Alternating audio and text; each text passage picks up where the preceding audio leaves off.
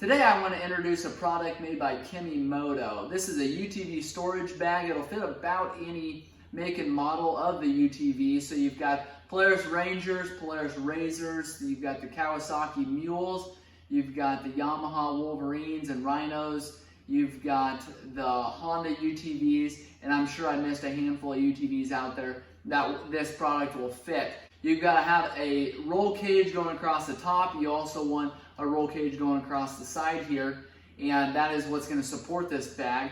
Sitting down, this bag doesn't bother my head at all. You could actually, on the Ranger Cruise, you could actually put it in front of you here, mount it on the side, and then the straps will come down the center there, or from the top there, and that doesn't bother you there. You can see over top. Now if you've got smaller people in the back, they're obviously going to be looking straight at that storage container. The other thing that you can do, if you don't want the storage on this side, you can flip this around so our storage is on the back.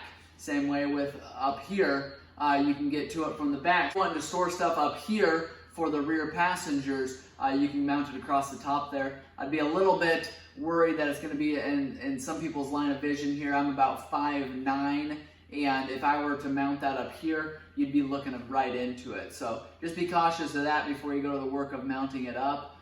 Make sure that it's not going to be in line of sight. Obviously for the front, the drivers and the passenger up here, you're not going to want that up top there, but you can mount it behind your head, and that's not going to bother you at all. So I'm going to go through and show you a couple different features of this Kemi-Moto bag. I'm going to show you also how to install it, and then we're going to go over a storage cover for this make and model, and I'm going to show you how to install that as well. All right, this Kemi-Moto bag here, you can see it's got different reflectors on it. So I've got light shining onto there. That's going to light up. You're going to be able to see that pretty plain as day. You've got Velcro pockets here. You've got a mesh storage. You can see my fingers through there. So that's obviously not going to be considered dry storage. We've got a storage bag here held on by 2 clips. You can lift that up, pouch there. On top of that then, you've got a padded zipper area there. That's going to store really well. You've also got a pocket in the middle here. This is right in the center here. This is the largest pocket here. That's what it looks like. You've got a zipper going across there, obviously the reflective tape, and then a mesh front there. So that's handy to have that storage pocket. Over here, you've got several different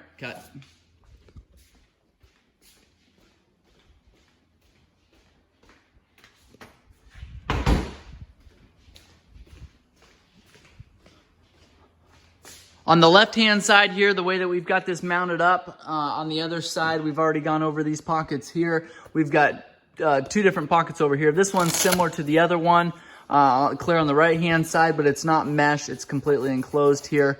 Waterproof bag there. Obviously, it's not completely watertight because water and rain can get down in those sides there. These are zippers here. They're very, very heavy-duty zipper that open and close that pouch there. And then you've got zippers that are underneath here. These are going to be a little more sealed up than, say, these pockets here because of having the flap over top of these zippers. So these pockets here, both of these larger ones here are a 9x9 pocket, 9 inches by 9 inches. And that would be about the least amount, because you could actually probably squeeze in there 9.5, 10 inches if you're pushing the limits there. But I would say it on the safe side, they're about 9 inches square, and then you can get a couple inches of stuff in there and still be able to get that zipped up.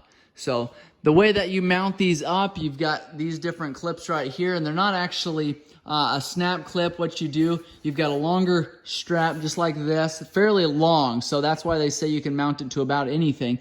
You've got that strap there, so to loosen it up, then you just pull out, and it actually takes 2 hands to do it, which is a good thing because you because then these don't loosen up on you. Sometimes when you have a strap like this that's not very secure, these bags will loosen up. That's not the case here.